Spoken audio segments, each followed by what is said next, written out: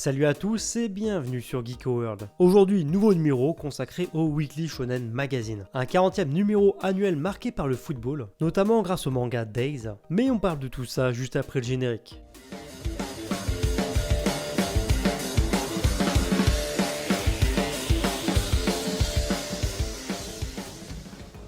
Avant d'aller plus loin, comme d'habitude, je ne peux que vous inviter à lâcher les pouces bleus. Plus il y a de pouces bleus, plus les vidéos sont mises en avant sur YouTube, donc merci à vous. Je le rappelle, mais vous contribuez au succès de la chaîne. Et si vous êtes nouveau sur la chaîne, je ne peux que vous inviter à vous abonner à la chaîne, ça prend 2 secondes. Et ici, on parle d'actu manga. Enfin bon, on va passer au Weekly Shonen Magazine quand même, parce qu'on n'est pas là pour rigoler. Et on parle bien sûr de la couverture, ce grand moment que vous attendez tous. D'ailleurs, vous avez été tellement nombreux à jouer le jeu la semaine dernière que ça a littéralement fait ma journée. J'ai décidé de ne présenter plus que les couvertures de l'édition numérique du magazine, dans chaque nouvelle vidéo. Néanmoins, pour les curieux ou pour ceux qui appréciaient quand même que je présente la couverture de la version papier, il faut savoir qu'elle sera visible sur mon compte Twitter et sur mon compte Instagram chaque mercredi. Comme ça, pour ceux qui me suivent sur les réseaux ou ceux que ça intéresse, vous pourrez continuer à la voir. Et le numéro de cette semaine est aux couleurs du football grâce à Days. Le manga trop peu connu en France, c'est dommage. Bénéficie donc cette semaine d'un sympathique coup de projecteur, le tout servi par un visuel simple mais terriblement efficace. De quoi redorer le blason de la série auprès du grand public. Place maintenant à la partie page couleur, et dans une logique similaire à la couverture du magazine, le manga Days obtient donc la page couleur d'ouverture du magazine, de quoi ravir les fans de la série en quête de nouveaux fonds d'écran. L'équipage de l'Eden Zero s'offre également une page couleur qui transpire l'été et la plage, un comble quand on sait que la rentrée vient tout juste d'avoir lieu. Le manga Hitman, qui débarque très prochainement en librairie, a également le droit à une page couleur à la frontière entre l'élégance et le fanservice. Bon, au moins l'avantage c'est que celle-ci j'aurais pas besoin de la censurer. Et j'avoue que ça me fait gagner un peu de temps au montage. Et maintenant, sans plus tarder, passons au classement de la semaine, qui reste dans la lignée de la semaine précédente. Coup dur pour le manga Bakemono Gatari qui fait une chute libre, le menant directement à la dernière place du classement. Danchi Kokosei se retrouve dans le milieu du trio de fin cette semaine, et bien sûr c'est une habitude, mais To Your Eternity marque un classement assez cohérent avec son classement moyen dans le magazine, aussi décevant soit-il. Vivement la sortie de son animé qu'on constate enfin une évolution. Histoire de gagner le plus de temps possible, je vais passer rapidement sur les mangas du milieu de tableau. À la 18e position se trouve Seitoka Yakuin Domo, le manga Nara no Ate no Bokura, Beyond Good en Evil, confirme encore une fois sa très mauvaise posture dans le magazine, et les mangas Soledemo Ayumu et Tokyo Babble limitent la casse cette semaine, en se classant respectivement à la 16e et à la 15e place. Après le défilé de la semaine dernière, il semblerait que Shine ait finalement glissé du podium, la chute a dû être douloureuse. Le manga Fire Force est en moins bonne forme cette semaine après l'intervention de la semaine dernière, et les Kanojo du magazine Kanojo Okarishimasu et Kanojo Mo Kanojo se classent respectivement à la 12e et à la 11e position. Maintenant on va ralentir un petit peu la cadence et on va plus analyser ensemble le top 10. Le Tokyo Manjikai se maintient in extremis cette semaine dans le top 10. Le combat sera encore rude afin de s'emparer de la première place. Concernant le manga Blue Lock,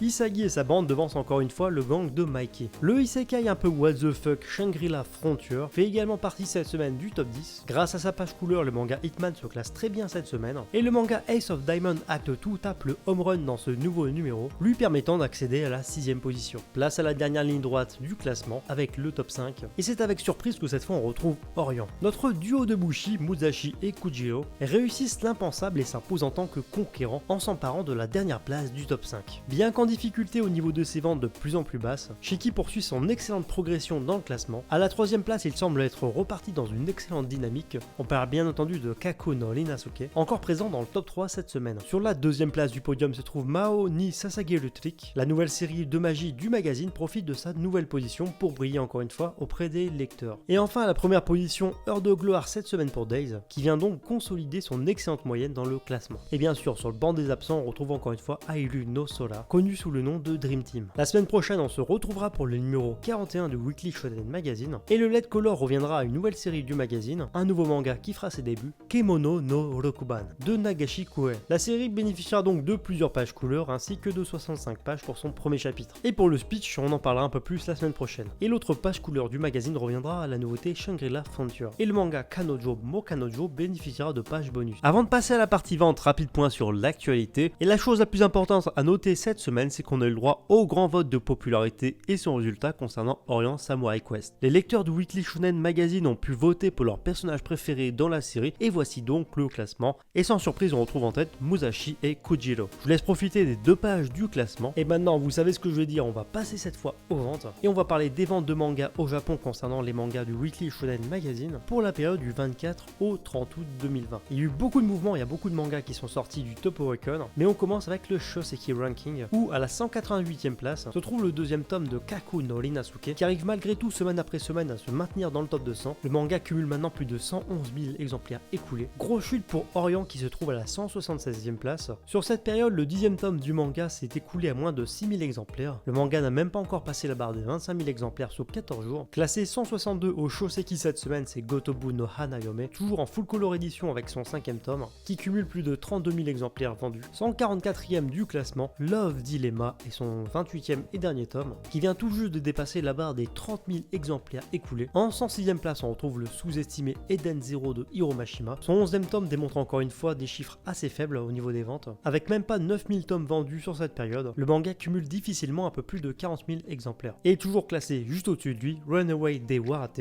Shine en version française, se trouve à la 99e place du classement avec quasi 42 000 exemplaires vendus. Et maintenant, ce qui concerne le Top Oricon de cette semaine, ça sera rapide, seulement 3 séries sont classées. Premièrement, à la 50e position se trouve Bakemonogatari et son 10e tome, qui cumule maintenant un petit peu plus de 72 000 exemplaires, et qui a presque réussi à écouler 15 000 exemplaires sur cette période. À la 42e place se trouve le manga Daigs et son tome numéro 39, s'étant écoulé un peu plus de 15 000 exemplaires cette fois-ci sur cette période, et cumulant maintenant quasi 80 000 exemplaires. Le manga se rapproche peu à peu des 100 000 exemplaires, je pense que c'est encore une question de semaines. Et classé le plus haut au Top Oricon cette semaine, il confirme encore une fois son excellente forme et confirme également qu'il est de plus en plus populaire au Japon et dans le reste du monde d'ailleurs, c'est Kanojo Okarishimasu. Et comme je vous l'avais prédit la semaine dernière, le manga a déjà dépassé les 100 000 exemplaires. A noter d'ailleurs que les ventes ont quand même fortement ralenti, c'est dommage. A voir justement si le manga arrivera rapidement à dépasser la barre des 150 000 exemplaires écoulés pour ce nouveau tome. Enfin bref, en tout cas voilà pour cette vidéo et voilà pour la partie vente. Comme d'hab, j'espère vraiment que la vidéo vous a plu. Comme d'hab, moi je vous invite vraiment à me dire ce que vous avez pensé de cette vidéo dans les commentaires, ce que vous avez pensé du classement, ce que vous avez pensé des ventes, tout ça, ça m'intéresse. Et si vous aimez ce que je fais et mon contenu de façon générale, je ne peux que vous inviter à me rejoindre sur Twitter, Facebook et Instagram pour des news exclusives et en direct. Partage aussi du contenu et des vidéos exclusives sur Instagram. Et si vous cherchez un lien, c'est tout dans la description. Et sur ce, je vous dis à bientôt pour une prochaine vidéo.